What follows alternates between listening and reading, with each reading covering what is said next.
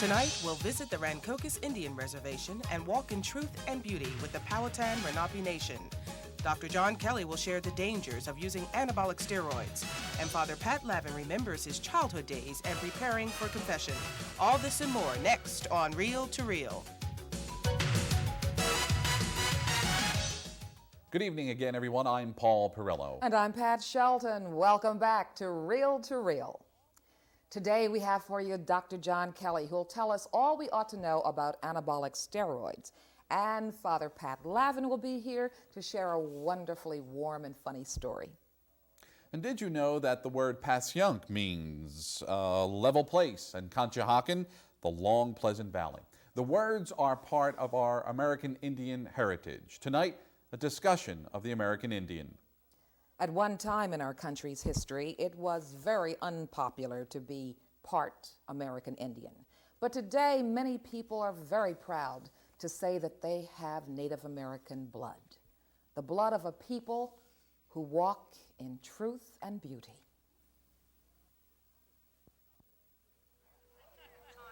The Powhatan Lenape Nation are the native natural people of this land. They are the direct descendants of an ancient confederation that at one time included over 30 nations. On the Rancocas Reservation in Rancocas, New Jersey, the people have maintained an unbroken history of thousands of years of settlement along the coastal areas of the mid-Atlantic. Although most of their lands are now occupied by others, the nation of the original Powhatan Confederacy still survive. The Powhatan people came here in the very early 1700s from the Virginia Tidewater area, escaping racism, looking for a better way of life. And as all ethnic groups are, where a few people go and they're happier than where they came from, other people follow. So that today we're in the Delaware Valley.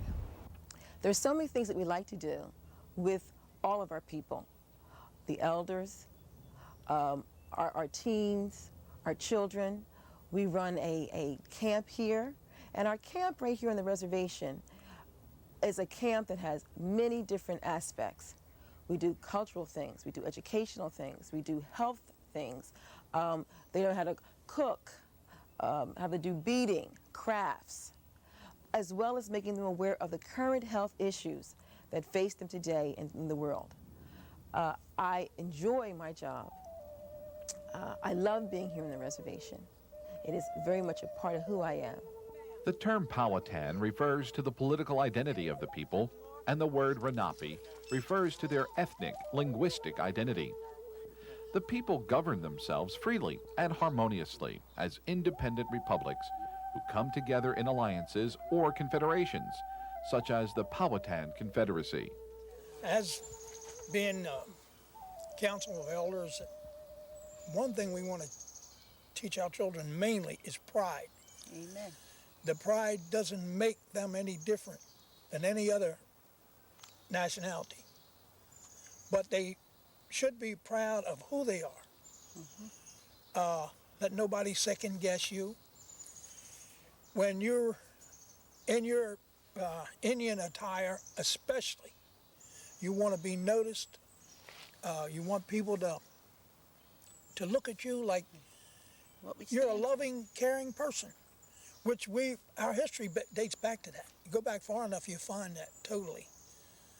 Because we accepted all kinds, all nationalities. To prove it, come to our affairs, and everybody's welcome. But our children, it's a heritage that we don't want to fade out. And we're going to keep our heritage like it should be. Teach them, let them know that they're loved, and on this God's beautiful, clean earth, there's a lot we can get out of it that they can enjoy. And I'd like for my children to know just what I have learned through life, that if you don't put something in it, you won't get anything out of it. Right. And that's why I'm so happy at being one of the elders here today. I want you to know that this is my life, and I want them, when I leave this beautiful earth, to know that I set an example for them to know it is beautiful. God gave it to us, and let's use it in the way that he would have it to be. Catherine? Not being an elder, I'd like to say that I'm happy to be here to participate in the opening of our museum. And I'm also saddened because members of my family that died in the 20th century will not be here today to share the experience and the pride that I feel. Because in New Jersey, there's no museum that has preserved the history and contributions that the Native Americans have made to New Jersey's development and growth. And I'd like to say I'm proud today. We've built a traditional village, and the village is unique in that it shows the way we used to live in the 1600s, and it's built with no hammers, saws, or nails. They're handmade tools, and that's distinct, unique, and we're kind of proud of that. We've also built trails, and the trails are, I guess, 20-minute long walk, and with that it will be descriptions of the medicines of the different trees, the medicines that we've used from the different trees and herbs and things like that. So it's an educational thing. I guess you'll see that my people are very proud of the things that we are doing here, and we do it together as a family. In April of 1982, the Powhatan Nation realized its dream of regaining a land base when negotiations with the state of New Jersey were successfully completed. The Rancocas land is now being developed as a cultural and educational center, which is the pride of the nation as well as the state.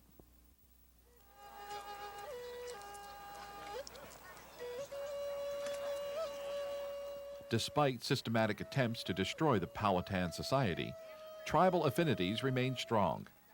Distinctive religious beliefs and economic traditions continue to be practiced, and in spite of efforts to force the people to speak only English, the Powhatan language is alive.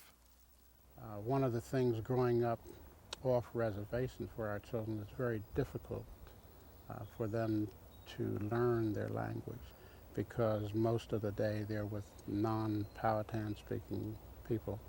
But periodically, or in the near future, we'll be holding classes for our children so that they too can learn the language. The Charles Bantz Museum is owned, operated, and funded exclusively by Native Americans. The concern for survival as a people is expressed through the museum as well as the education center at the Rancocas Reservation. Well, there was need for a better understanding of the Indians today and their heritage in the past. There have been so many mistaken ideas that we felt that the actual making of a museum and showing all the variety tribes, their customs, all that they did, especially one of the important points I think that caused me to want to do this was the fact that Indians made the most of what was available to them. No matter where they lived, what they did, they just, whatever was around them, they made use of. And I think it's a very good lesson for today. At one time, basically, this was what went along with our basic meal, which may have been corn, lots of venison, because back in my father's day, they were all hunters and fishermen, so we ate a lot of fish and a lot of venison, and along with that was the traditional fried bread. Well, I taught my children to respect their background regardless. They were Indian, we're American Indians, and we can't change that. And that's what we want to be. And I always taught them to respect other people for what they were, regardless of what they were, to have respect for them. And if there was a problem, walk away from a problem don't walk to it.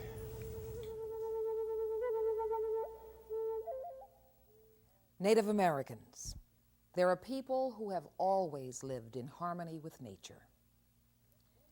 The use of anabolic steroids is inconsistent with nature. Yet we're told that from between 10 to 12% of college and professional athletes use them to increase size, strength, and performance. Dr. Kelly tells us next, the bad side effects are just not worth it. Would you like to be faster than a speeding bullet? Able to leap tall buildings in a single bound? Or maybe you just like to look like Arnold Schwarzenegger? Well, if you've answered yes to any of these questions, you just may be lured into taking anabolic steroids, the modern muscle-building drugs which can help prevent anybody from ever kicking sand in your face again. Anabolic steroids are basically forms of synthetic testosterone, or the hormone which makes boys become men and which makes muscles grow. The term steroids merely signifies a class of chemicals of which two familiar types exist. Corticosteroids or cortisone, for example, are anti-inflammatory medications which do not promote muscle growth, while anabolic steroids increase size, strength, and endurance. The first anabolic steroid was synthesized in the 1930s and proved useful in treating certain medical conditions such as malnutrition. Unfortunately, most steroids today are used without the knowledge of a physician in order to enhance one's physique or athletic performance. Steroid use is widespread, with nearly 7% of 12th graders and 10% of college football players reporting usage. It appears today that with increasing pressures to excel, more athletes are resorting to atypical means to enhance performance. Do steroids really work? Can they really make you bigger, stronger, and faster? Well, yes they can, but not without a price. The potential side effects of anabolic steroids can be serious. First, anabolic steroids can harm your liver. They can also cause jaundice and have been implicated in the development of liver tumors. Steroids can also produce changes in hormonal function. They can cause acne, breast enlargement in males, decreased sperm production, and even sterility. For women, voice hoarseness, excessive hair growth, and irregular menstruation can occur. Steroids can have an effect on your cardiovascular system.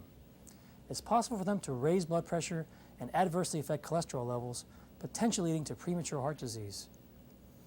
Anabolic steroids have also been linked to developmental deficiencies. They may be responsible for premature closure of growth plates and can stunt growth. In addition, steroid use may affect behavior by increasing aggression, as well as causing moodiness, depression, addiction, and even psychoses in some individuals. Now ask yourself, is it really worth it? For me, I'll stick to building muscles the old-fashioned way, with some good old-fashioned sweat. Now, if you excuse me, my wife thinks she can beat me in arm wrestling. I'll show her. For checkup, I'm Dr. John Kelly. Watch you don't drop that dumbbell on your foot, Dr. Kelly. In a moment, we'll have a discussion about the American Indian, the first inhabitants of this land, the last to reap the benefits. Please stay with us.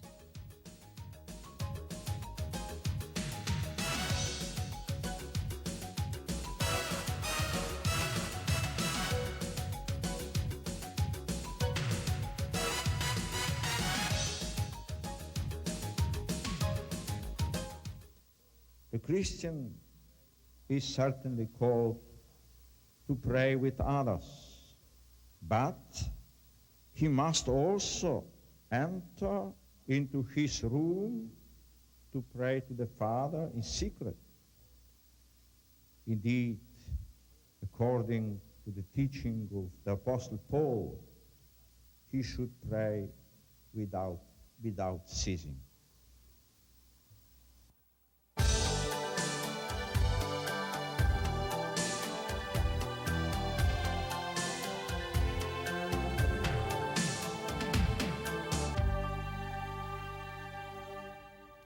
Welcome back to Real to Real. What do you think of when you hear the word discrimination?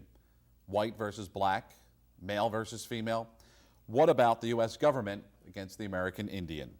The first inhabitants of this land have been the last to reap the benefits of growth and prosperity. American Indians are not only battling Uncle Sam for what they claim is historically theirs, they're trying to fit into a world that has historically rejected them. Here to discuss the plight of the American Indian is Mariam Cathcart, a member of the Navajo Nation and a member of the United American Indians of the Delaware Valley. Mariam, welcome. Thank you. How does it make you feel as an American Indian that the federal government spends so much time and money helping the people of Haiti and not really paying attention to the American Indian?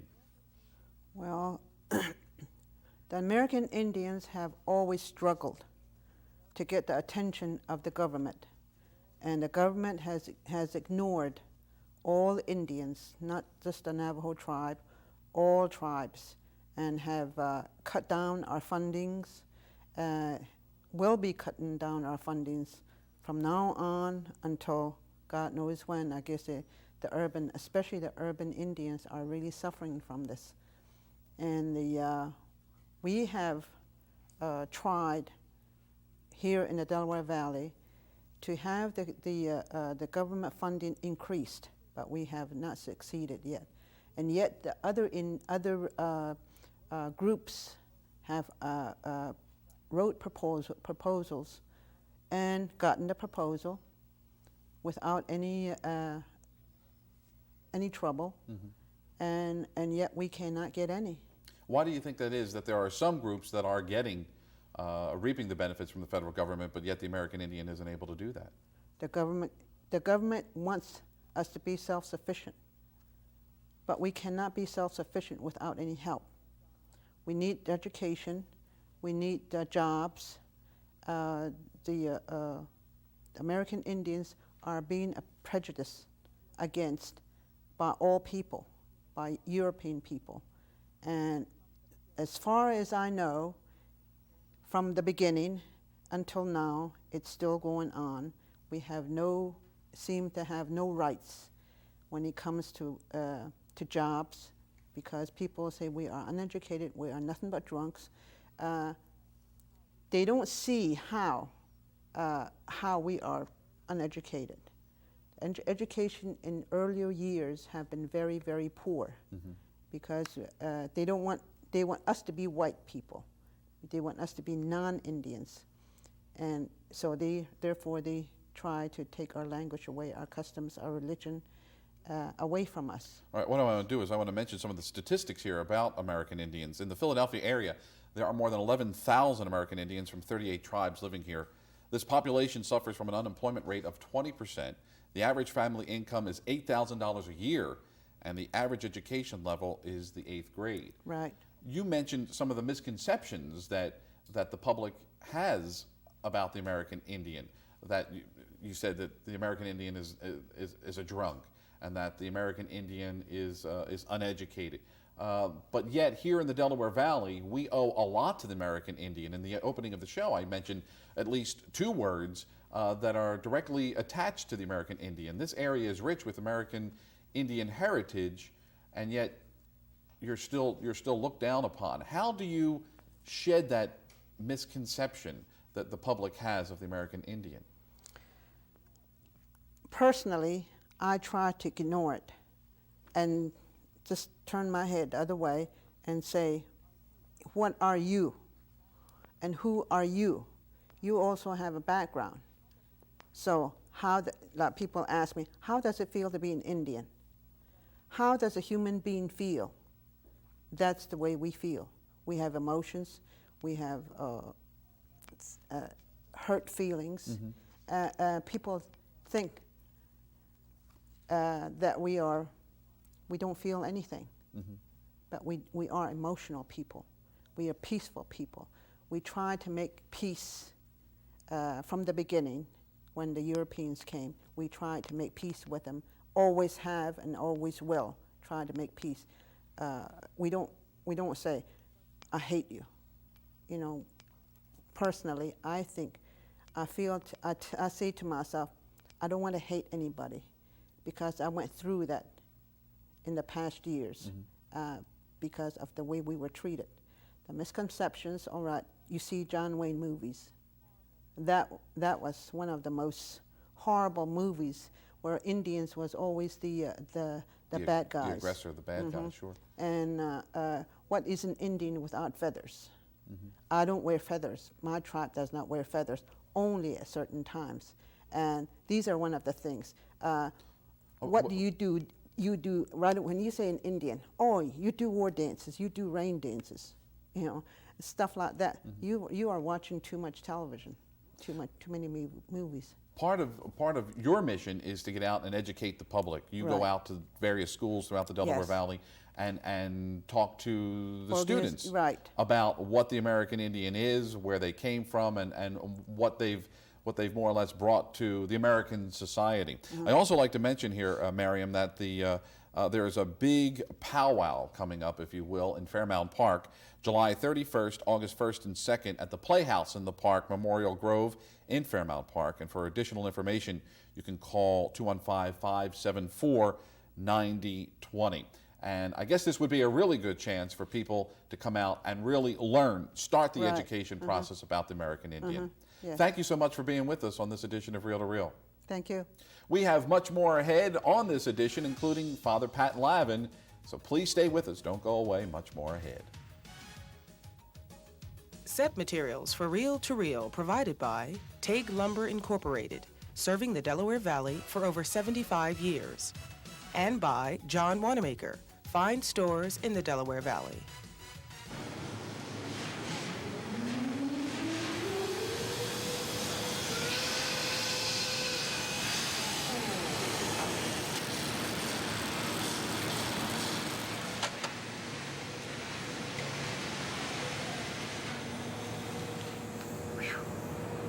Some week. Thank God it's Friday. Isn't it time you thank God for the rest of the week? There's power in prayer. A message from your Catholic neighbors. We welcome your comments, suggestions, and donations and encourage you to write us at Reel to Reel, St. Charles Seminary, 1000 East Wynwood Road, Overbrook, PA 19096, or call us during regular business hours at 668-9842.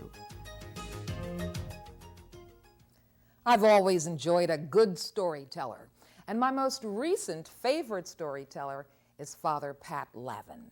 Here he is with second thoughts on confession.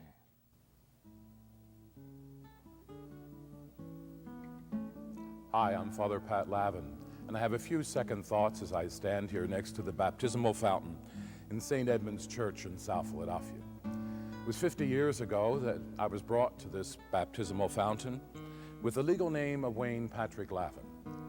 And Father McLaughlin refused to baptize me with a pagan name, and so he turned it around and I was carried out of this church, Patrick Wayne Lavin. My Protestant mother was not very happy with that at all because she said one Pat Lavin in the family was enough.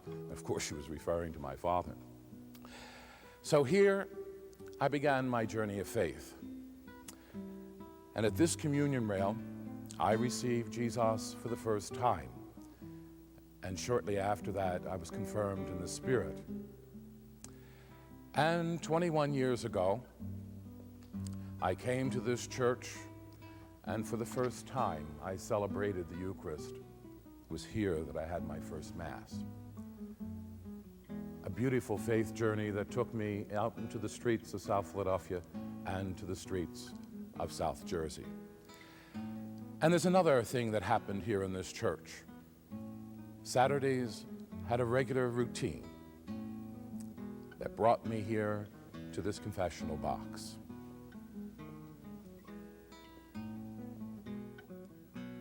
Oh God, if this box could talk, it would have a few good tales to tell. My journey every Saturday to this confessional box began down the street at the President Theater. It was there for 15 cents. You would get a cartoon, the news, a full-length feature, and a chance on a red bicycle. After the movie was over, all of us ran out the front doors and hung a right, ran 2 squares down, up the front steps of this church, hit the sponge where the holy water was supposed to be. It was always dry, never any holy water, just dry. Down the side aisle of the church, I'd slide in for a genuflection, get into line over here, and turn to the guy next to me and say, what are you going to tell him? And if you liked what he had, you added it to your own list. And then we go in here to Father 3 Hail Marys. I say that because Father's penance was always say 3 Hail Marys. Even if you told him you killed his mother, he'd say 3 Hail Marys.